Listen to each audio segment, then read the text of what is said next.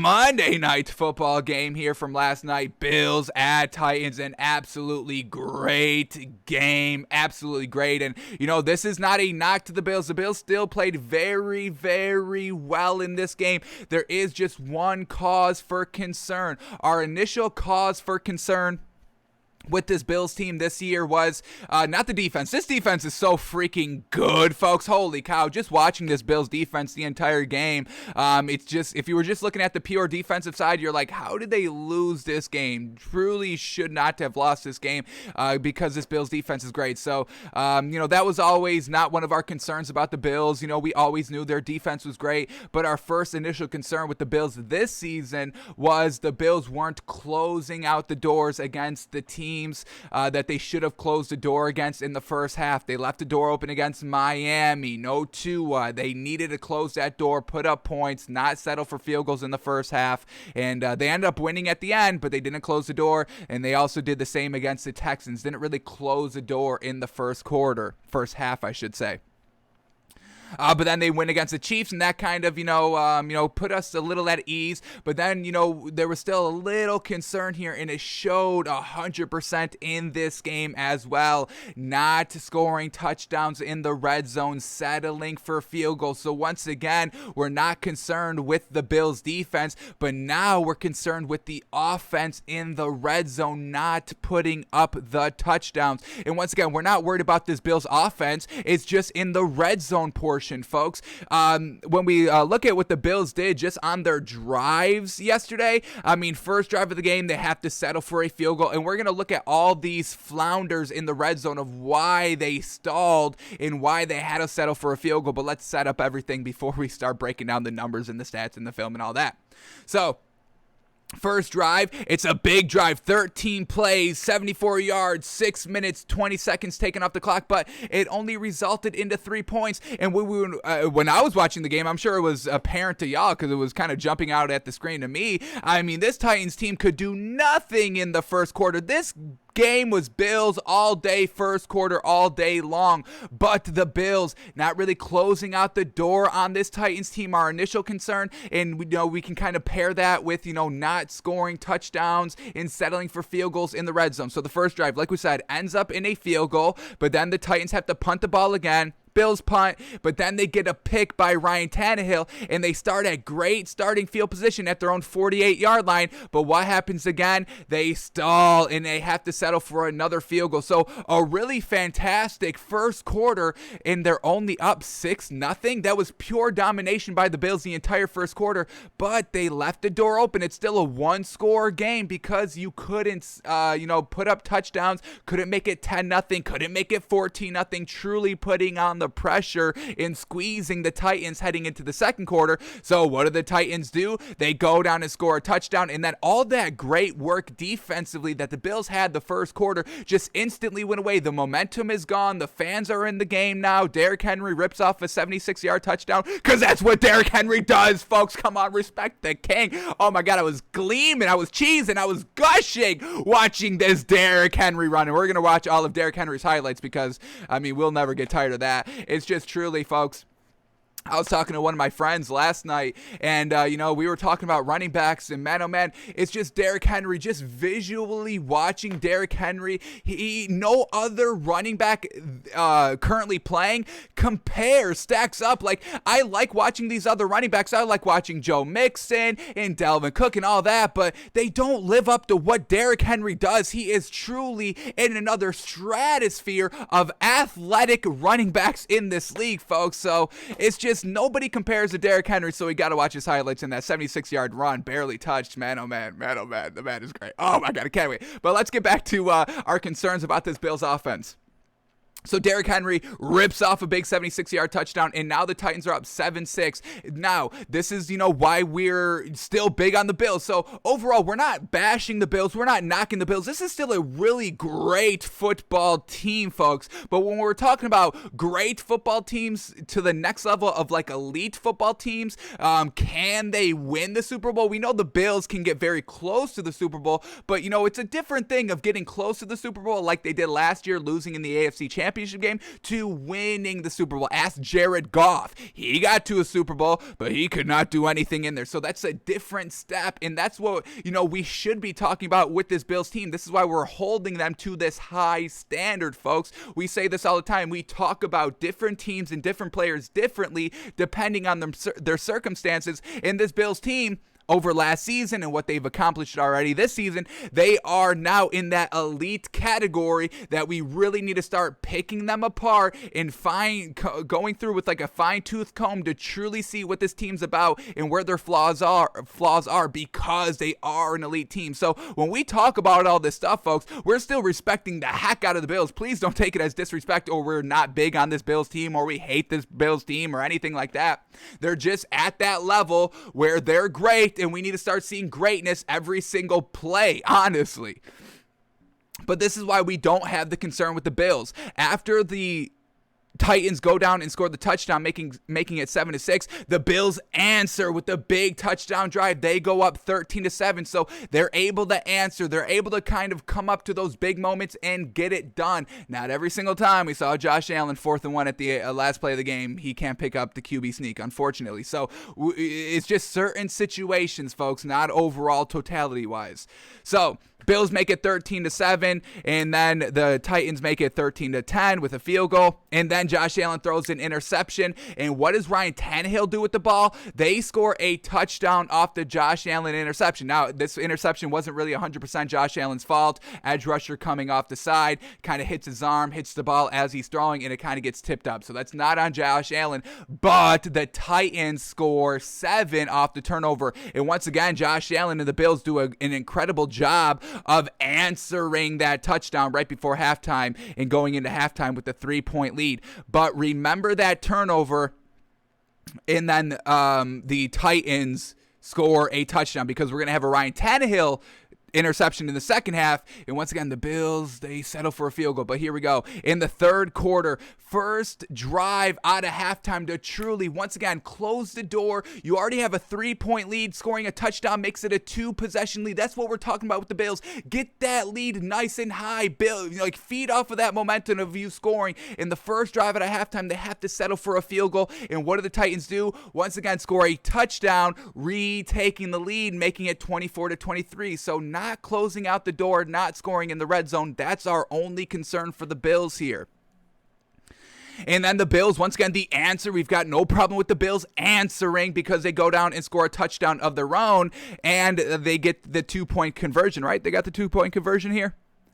Yeah, and then Josh Allen gets the 2-point conversion. Now they're officially up 7, and Titans settle for a field goal. Where was this interception at? This is what I want to talk about. I thought it came later. It came earlier. My apologies. But once again, the Bills, the first quarter interception by Ryan Tannehill, they only settle for a field goal, but where Ryan Tannehill turned that turnover to a touchdown. And that was kind of a little bit of the game right there. It's only a 3-point game. That field goal off the interception, you lose 4 points off of that. That's kind of the game a little bit. If you want to kind of track how the game turned down to one play and all that, that's the play right there. That's the drive right there. That first quarter drive that's resulted in a field goal after the Ryan Tannehill interception. So you've got to make your opponents pay with touchdowns off of turnovers. We say this all the time. Look at what happened last year in the NFC Championship game. Bucks, Green Bay. Tom Brady throws 3 interceptions, and Aaron Rodgers can only cash in on 1. And then they lose close. You must make them pay. Get that momentum back. Fuel your offense. Fuel your defense, but the Bills just not doing that. So then we go into the fourth quarter, and then the Titans retake the lead 34-31, and then we've got the, Josh Allen on first down, unfortunately, or on fourth down, 4th and 1 from the 3-yard line. QB sneak, slips instantly and can't get any push. So unfortunate there. And I've got no problem with the call. I like the aggressive call there by Sean McDermott. You can tie the game. Should you have tied the game right there? I don't know. It's 4th and 1. I mean, it's Josh Allen. He's a big, beefy quarterback. He hits the, QB sneaks all the time. Just unfortunate, just couldn't get it this time. So just a close game lost here by the Bills, and this is what we're talking about, close games, not getting it done in the red zone. And let's talk about these red zone stats here, folks, because putting these numbers in perspective, this is what we're talking about. The numbers are backing up our concerns, and we've been talking about these concerns for the last couple of weeks here. Last week when they beat the Chiefs, everybody kind of forgot about those concerns, but they showed up right here. We know the Chiefs, all those turnovers, the Bills defense, once again, the Bills defense creating all those turnovers, fantastic. But let's break down the numbers here. So here we go. Bills in the red zone. They had 24 trips inside the red zone, which is basically the most in the league here. We see another team, the Chargers, also have 24 red zone trips. Absolutely great. So once again, we're not worried about the Bills offense in totality. It's this specific instance kind of in the red zone basically right here. So the Bills, 24 trips inside the red zone. They have a 100% score rate, which is fantastic, scoring every time in the red zone, but our concerns settling for field goals. They only score a touchdown on 58% of those red zone targets, so about 12 of the 24 resulting in a touchdown. And you may say, well, that's good, but look at it compared to everybody else around the league. It is so low. They are the highest in trips, but lowest in touchdown completions here, or touchdown efficiency in the red zone. We get Arizona at 71% touchdown scoring in the red zone. Atlanta's even at 68%. Baltimore's at 68%. Carolina, Sam Darnold is at 61%. 61% Sam Darnold in the red zone? Come on. Josh Allen in this Bills offense, schematically, play calling. Sean McDermott, we're going to talk about him in a second as well.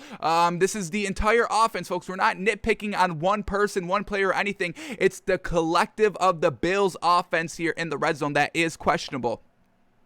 Chicago, 61%. Cincinnati, 80%. Cleveland, 57%. Who's their quarterback? Baker Mayfield. He's getting made to look like a clown in the national media. Same numbers with the Browns. That's nowhere where the Bills want to be.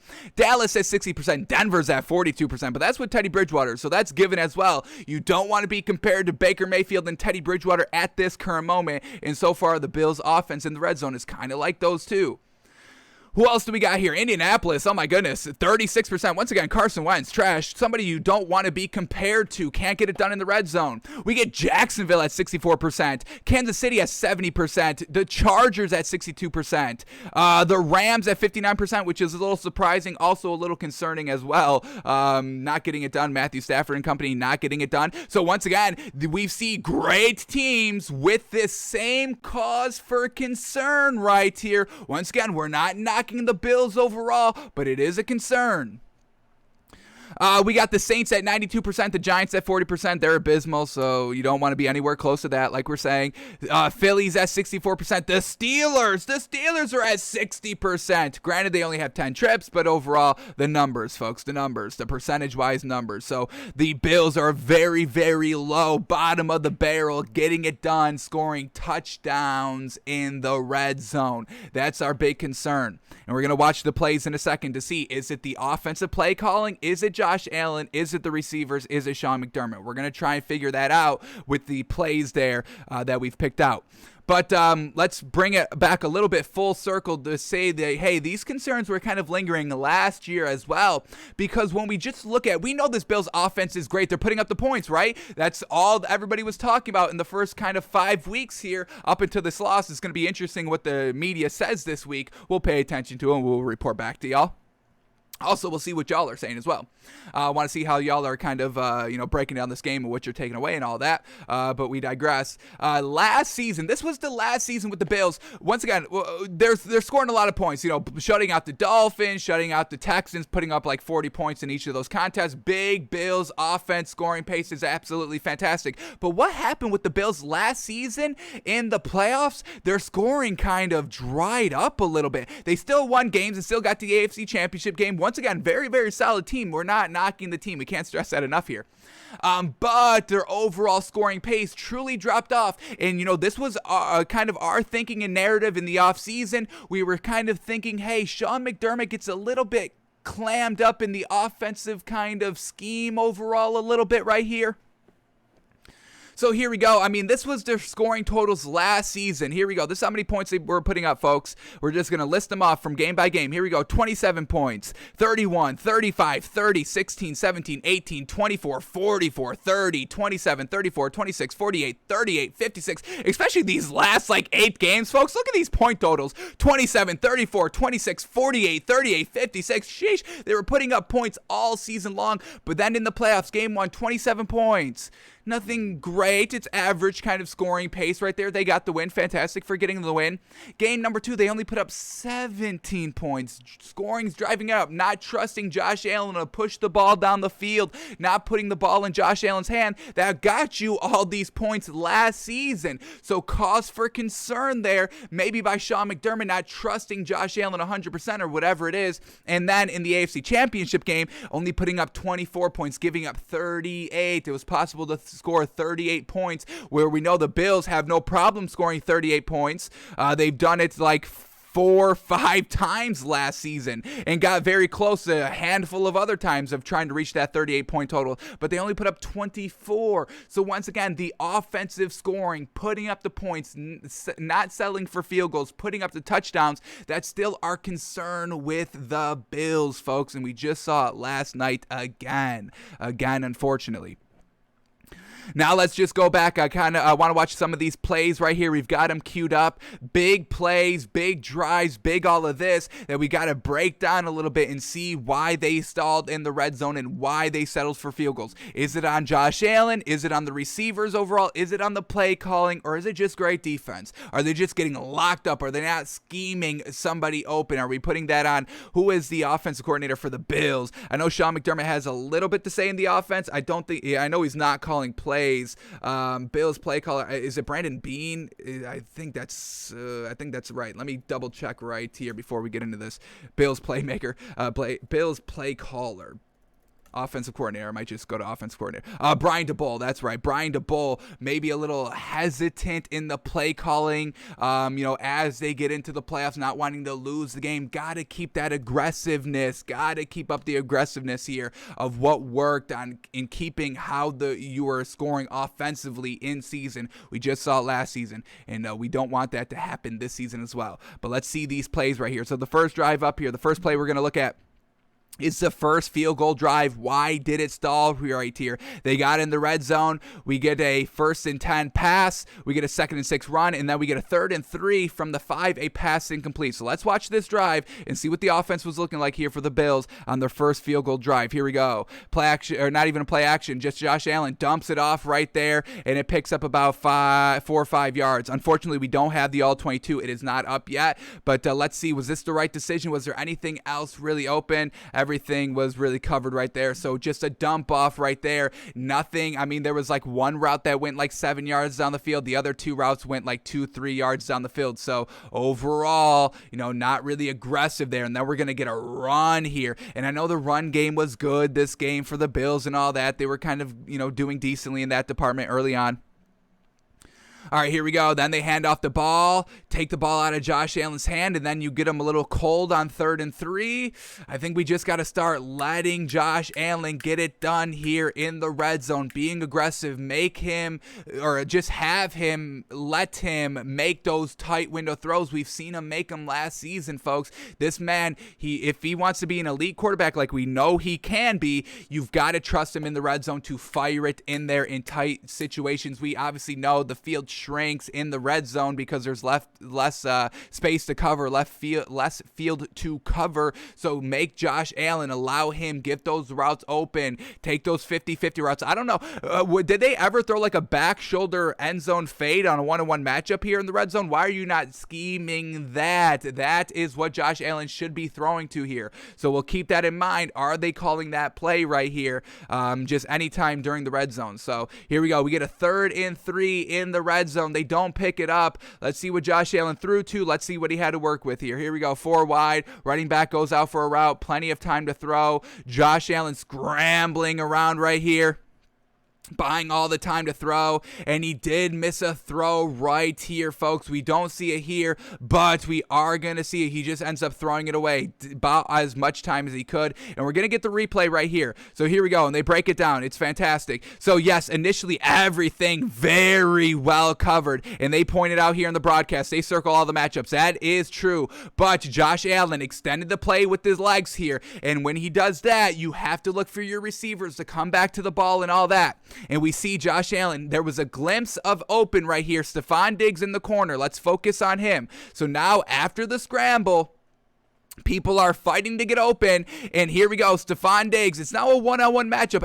All the defenders are clearing the left side of the field to bring down Josh Allen. Stephon Diggs right there got free. He got free. He's coming back towards the ball. This is where Josh Allen, you flip your hips, you throw this one low and outside where only Stephon Diggs can catch it, and we know Stephon Diggs can catch the ball, obviously. He's right here. Look at this is open. This is open now right here. Josh Allen, you must see it. He's open. Throw it low and away towards the sideline. There's no chance at an interception, a breakup. It's either a completion or an incomplete pass. We know he threw the incompletion right here because he just threw it away. So give your receivers an opportunity to make a catch for the ball. He is open right here if you put it right on him, and he just doesn't. He doesn't even take the shot. He just throws it away in the dirt. Unfortunate. He's got to start making those throws. This is where the game is won and lost. We're seeing it right here. We saw it last season.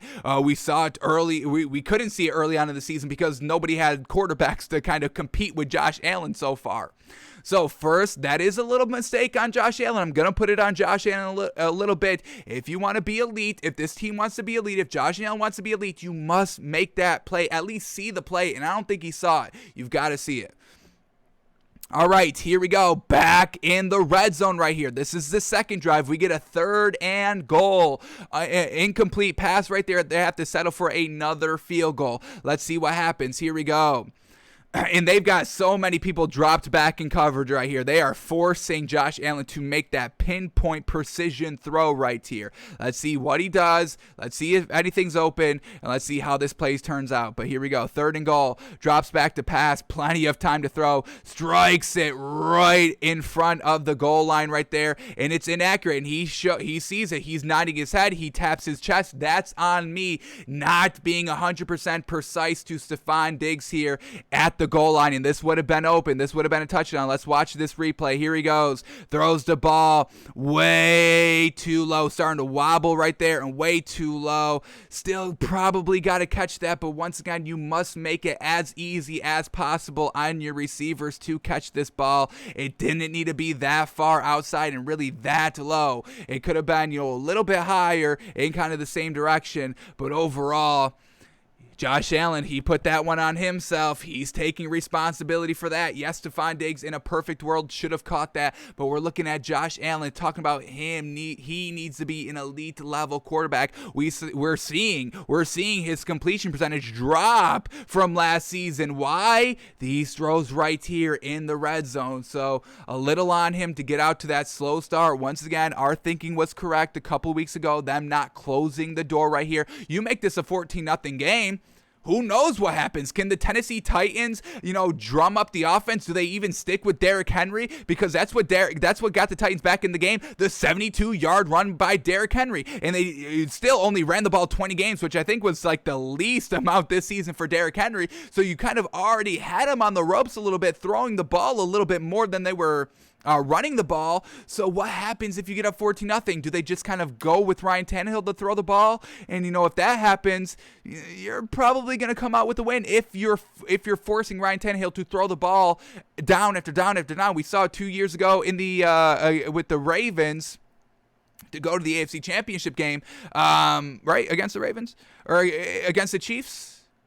Against the Chiefs in the AFC Championship game where he was forced to throw the ball because Derrick Henry couldn't get anything all game. And what do? They lose, and they lost by double digits. So you've got to make these throws. We've got 2 more plays queued up here, and then we'll talk about the overall stats and watch our man Derrick Henry. All right, here we go.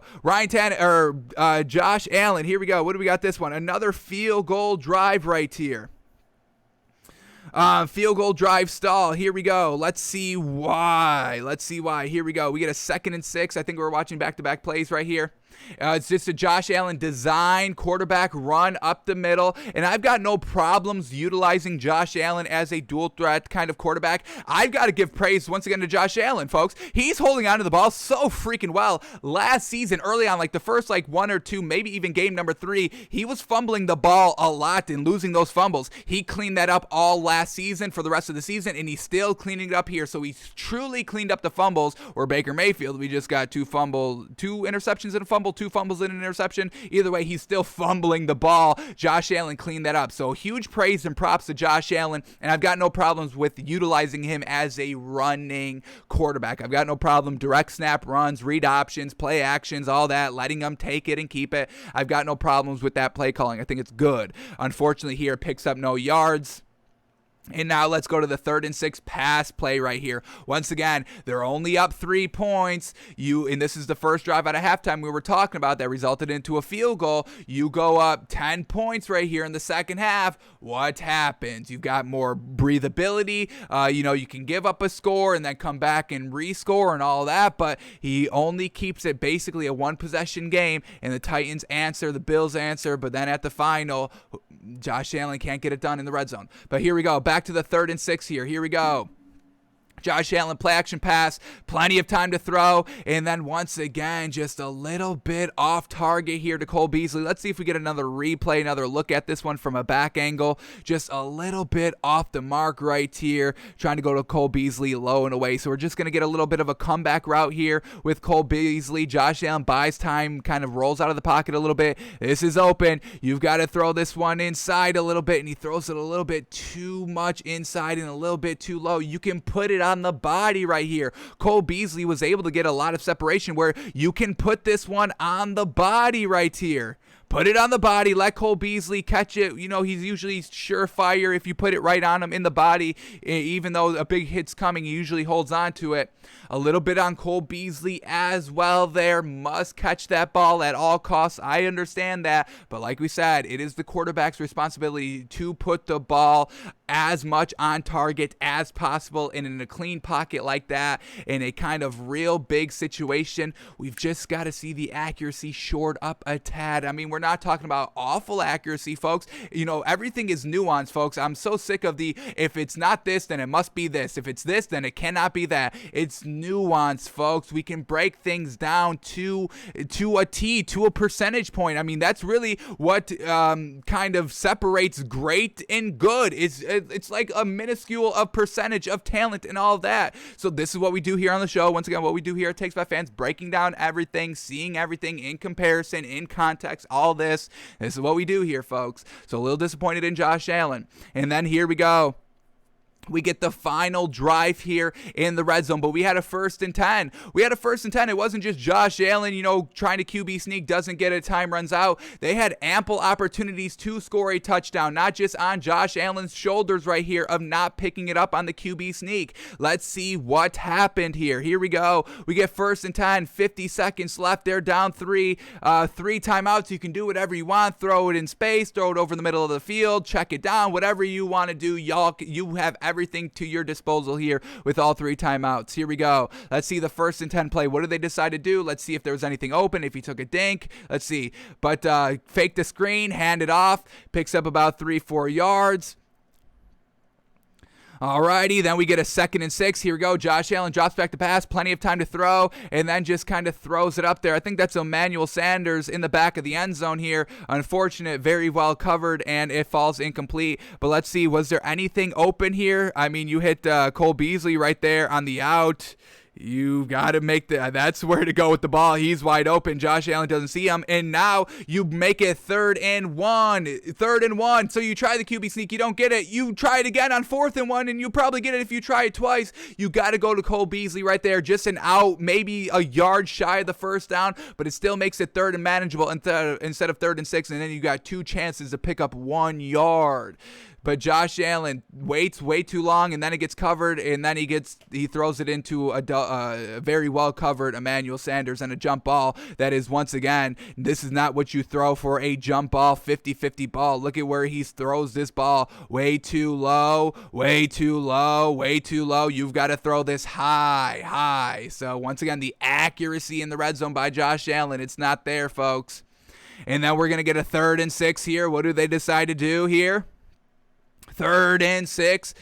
Still plenty of time. They only use one timeout, 38 seconds left. Here we go. Plenty of time to throw. He steps up in the pocket, trying to utilize his legs. And, man, he makes a great-ass effort. And, once again, big praise to Josh Allen, fighting for every single inch. He's a competitor. He's a warrior, folks. We're only talking about him in this context, truly detailing everything and breaking it down to, percentage points of good and bad. It's because he's really earned this right. The team has earned this right. So, we're truly picking it fine-tooth comb style, folks, but it's for a reason, because we see glimpses of greatness here by Josh Allen. And if you want to be great in this league, like Tom Brady, you've got to get kind of nitpicked apart. Unfortunately, just comes up a little bit short. We get the great look right here. Unfortunately, just a little short of that first down. But once again, heart of a warrior right there. It's a game of inches with Josh Allen,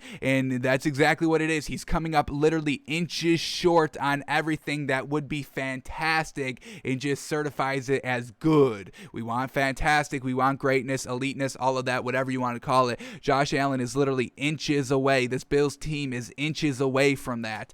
Just situational, couple of yards, and this is a different Bills great team, but they've got to get there first. So Josh Allen can't get it on the run, on the keeper. Also, we don't have the all-22, so that didn't seem like a designed run there by Josh Allen. So did he miss somebody? All of that. We don't have the all-22, unfortunately. And then we get Josh Allen, QB sneaking, feet instantly slip out from under him, and he gets no yards there on the 4th and 1. I don't mind the call, but the Bills have to figure it out in the red zone. Must put up touchdowns, must score the ball, and Josh Allen got to clean up the accuracy a little bit. So that's the only thing that's the only knock that we have on this Bills team overall, folks. It's not like we are actively looking to knock this team and all that. It's just what it is, folks, and we saw it last season, we saw it in the playoffs last season, and now we're starting to see it in a couple of games early on this season. They must get it cleaned up in the red zone. Josh Allen must start being 100,000% accurate here down in the red zone, or it's going to cost him. I mean, folks, we see Patrick Mahomes and the Chiefs, they get it done in the red zone, folks. Let's look up their red zone percentage right here, because that's the team to beat. No, I think that's still kind of the team to beat in the AFC, kind of the Chiefs. So here we go, Kansas City. Let's talk about their red zone percentage numbers and all that. Here we go. Kansas City, they got into the red zone 20 times. And like we said, the Bills got in there 24 times. So basically on the same pace right there. And the Chiefs score at a 70%. They score 7 out of 10 times a touchdown instead of a field goal, where the Bills kind of 50-50 touchdown, field goal, and it bites you in the butt, folks. It bites you in the butt. So that's what we've got to talk. That's what we've got to say here for the Bills in the Titans game. That's really all it comes down to. Shout out to the Titans for staying resilient, because their defense was getting picked apart and just like from the 20s to the 20s. Jeez Louise. That's why we like this Bills team. These Titans corners are not good at all, really. But let's start talking about some numbers right here, and then we'll watch Derrick Henry, and then we'll move on here.